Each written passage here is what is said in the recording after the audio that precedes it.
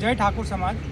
આજે 22/6/2026 સોમવારના દિવસે અમે લોકશાહીના મંદિર ગુજરાત વિધાનસભા આગળ આજે ઉપસ્થિત થયા છીએ અને મુદ્દો એના એ જ કે ચામુંડાનગર અઈઠોર ઊંઝા ખાતે 300 ઠાકોર સમાજના લોકો છેલ્લા 5 થી 7 વર્ષથી, જેમાં હર્ષદસિંહ ઝાલા એ સમાજના ખૂબ જ સક્રિય અને નિષ્ઠાવાન આગેવાન, યોગેશ અને પ્રતાપજી જેવા આપણા સમાજના યુવાઓ વર્ષોથી મહેનત કરી રહ્યા, પણ આજની તારીખના અંદરે એક વ્યક્તિના નફાના કારણે, એની કંપનીના કારણે, એની લાલચના કારણે ઠાકોર સમાજના નાના નાના છોકરાઓ, આપણા સમાજની માતાઓ અને આપણા વડીલો કે ઝેર પીવા માટે અને ખાવા માટે મજબૂર થયા।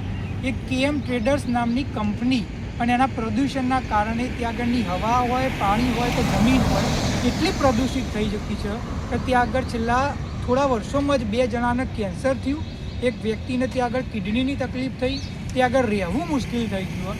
અને આટલી અરજીઓ કરી પછી ત્યાં આગળ સ્થાનિક લેવલે પોલ્યુશન કંટ્રોલ બોર્ડ હોય તો પછી તમે વાત કરો કલેક્ટર કચેરીની વાત હોય, હજી સુધી કોઈ પણ પ્રકારનો એક્શન લેવામાં નથી આવ્યો। અને આનો મતલબ એ થાય કે ભલે આપણે ભારતમાં લોકશાહી અને પ્રજાની સત્તાની વાત કરતા હોય, પણ અમુક લોકો સત્તાના જોરે, પૈસાના જોરે અને અધિકારીઓ જોડે પોતાની સાઠગાંઠના જોડે બીજા લોકોના જીવનને જોખમમાં નાખીને પોતાના નફાનું કામ કરાવી શકતા હોય।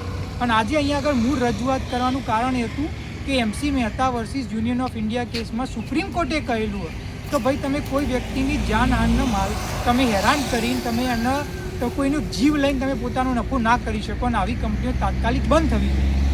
આજે જ્યારે અમે અહીંયા રજૂઆત કરવા આવ્યા અને એક જ ખૂબ જ જે એમના આનંદની વાત એ લાગી કે જ્યારે અમે સ્વરૂપજી ઠાકોર સાહેબ જે આપણા રાજ્ય કક્ષાના મંત્રી છે એમને મળ્યા, એમને રજૂઆત કરી તો એમને ખૂબ જ ધ્યાનપૂર્વક અમારી વાત સાંભળી।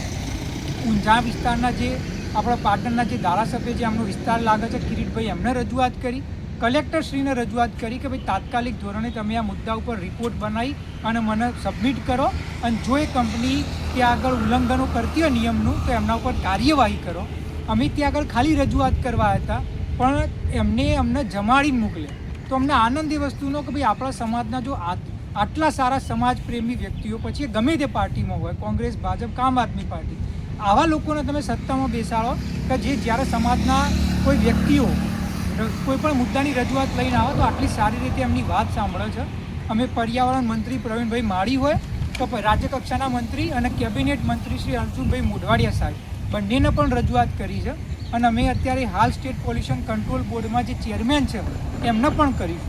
અને જેટલા પણ લોકો આ વિડીયો જોઈ રહ્યા હોય, હું તમને એક જ વસ્તુ કહેવા માગીશ કે તમારા સમાજના લોકો એ જીવના જોખમે ત્યાં આગળ રહી રહ્યા હોય અને તમારી જવાબદારી કે આ વિડીયોને જેટલા થાય એટલા લોકો સુધી પહોંચાડો, સામાજિક આગેવાનો, ધારાસભ્યો, સાંસદો, કે જેના કારણે આપણા સમાજના લોકોનું ભવિષ્ય બચી શકે, એમનું જીવન બચી શકે અને એના માટે તમારો સાથ સહકાર જોશે।